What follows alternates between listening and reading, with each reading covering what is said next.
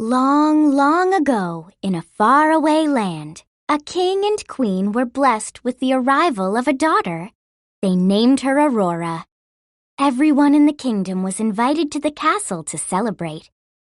Guests from far and wide, including King Hubert and his young son, Prince Philip, welcomed Princess Aurora. The two kings decided that Philip and Aurora would marry one day and finally unite their kingdoms. Flora, Fauna, and Merryweather, the three good fairies, also visited the castle to meet the new princess. "Each of us the child may bless with a single gift," Flora told the royal parents. As she stepped toward Aurora's crib, she waved her wand and said, "Little princess, my gift shall be the gift of beauty." Fauna was next. "Tiny princess, my gift shall be the gift of song." Merryweather was about to grant her gift when a strong wind blew open the castle doors. Lightning flashed, and the evil Maleficent appeared, surrounded by green flames. I really felt quite distressed at not receiving an invitation. And to show I bear no ill will, I too shall bestow a gift on the child, she said with a wicked smile. Before the sun sets on her 16th birthday, she shall prick her finger on the spindle of a spinning wheel and die, Maleficent announced. "Seize that creature!" King Stefan cried out. But it was too late. Maleficent disappeared in a flash, laughing cruelly as she went.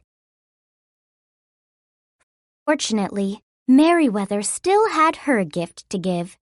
She couldn't undo Maleficent's curse, but she could soften it. "Sweet princess," she began, "not in death, but just in sleep, the fateful prophecy you'll keep.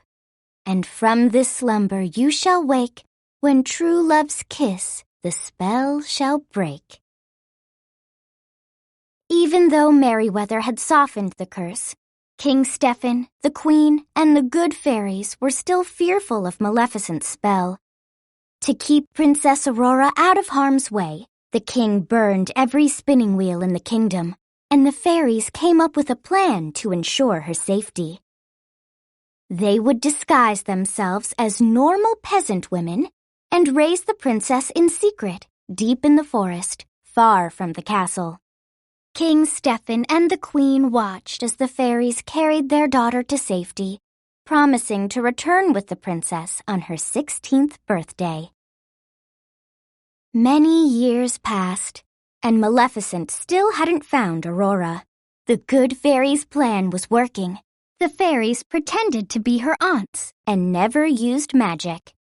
Even as Aurora grew older, the fairies never told her that she was actually a princess. To keep her royal identity a secret, they called her Briar Rose. On the morning of Briar Rose's 16th birthday, the fairies asked her to go pick some berries. They wanted her out of the cottage so they could surprise her with a birthday celebration. They planned to bake a cake, make her a new dress, and finally tell her the truth, that she was a princess. "A real birthday party," Merryweather said. "And a dress a princess can be proud of," added Flora. But even after 16 years without magic, the fairies still had some trouble doing things the ordinary way. Flora and Merryweather struggled to make a dress. Fauna wasn't quite sure how to fold eggs into cake batter. Finally, the fairies decided to use their magic wands to make sure everything was perfect. But high in the sky, Maleficent's wicked raven spotted the bursts of magic. He had finally found where Aurora was hiding. Meanwhile, Briar Rose wandered through the forest with her animal friends. She told them about a prince she had met once upon a dream.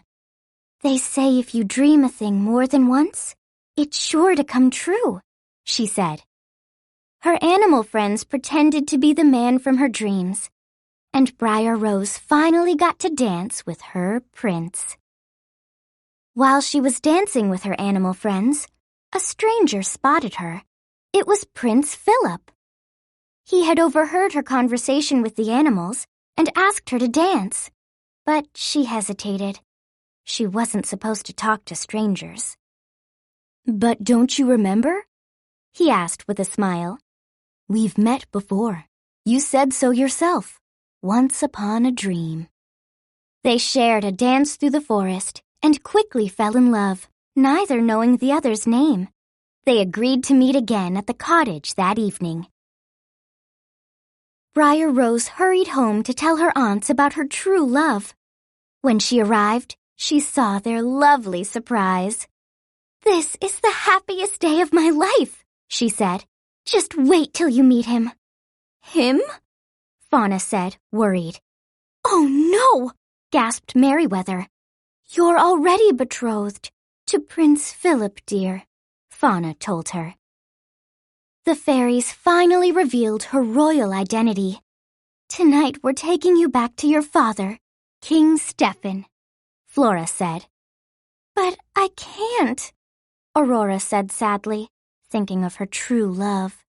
"He's coming here tonight." Heartbroken, she walked to the castle with the fairies. Neither Aurora nor the fairies knew that Maleficent's raven had overheard everything. He flew straight to Maleficent and told her the news. The sun hadn't set on Aurora's 16th birthday, so there was still time to fulfill the curse.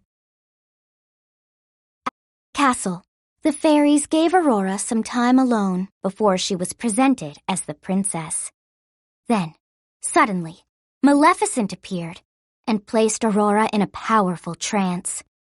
Aurora unknowingly made her way down a secret passageway until she was in front of a spinning wheel. "Touch the spindle.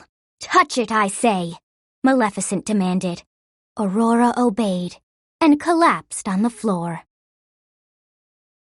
Maleficent, victorious, vanished as the three good fairies brought the sleeping princess to a bedroom high in a tower. "Poor King Stefan and the Queen," Fauna said. "They'll be heartbroken when they find out," Merryweather cried. But Flora was determined to break the curse. "They're not going to," she said. "We'll put them all to sleep until Rose awakens." The fairies used their magic to put all the members of the kingdom in a deep sleep. As Flora flew over King Hubert, he mumbled something about Prince Philip.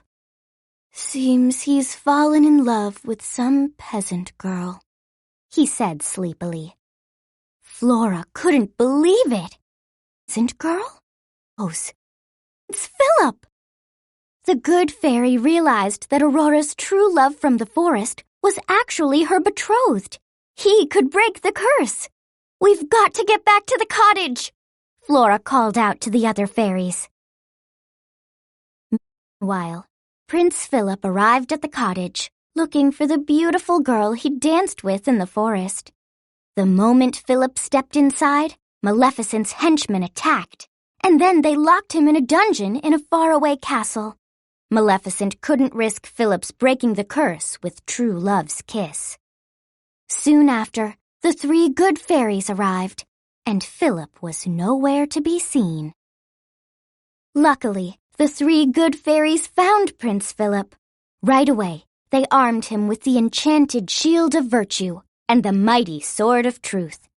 With help from the good fairies, Philip escaped, and he ran to King Stefan's kingdom to save Aurora.